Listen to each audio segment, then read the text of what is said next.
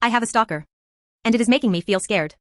I 16 female, have recently changed schools, and everything seemed to be fine. I even made a few new friends, and met with a few past friends I already knew. And everything was going absolutely great, until of course, something had to go wrong. For some context, I have a good friend there, but we're not that close to be sharing things that are personal. We just discuss things about school, studies, and things we both like.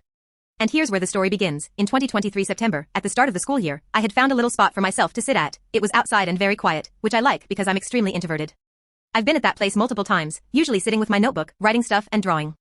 After a good long while of hanging out the place, I started to notice that there was this student, always standing quite far away sitting on his phone. At first I thought nothing of it, since he's not the only one who's hanging at the spot, and there were other people sitting or walking around. However, I've been getting this awful gut feeling that I'm being stared at, in the middle of drawing or writing.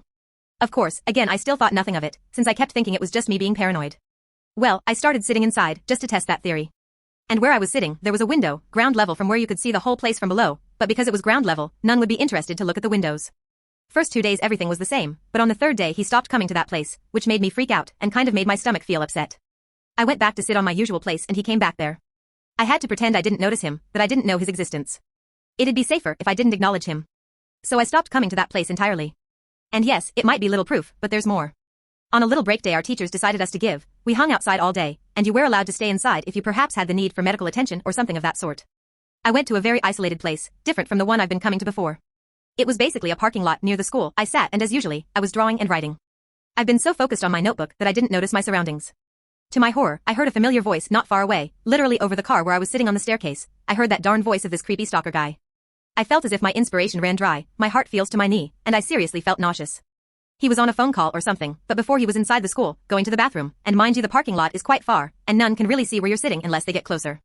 Where I've never seen him on a phone call, or never saw him using his phone there, always he was sitting at my favorite spot.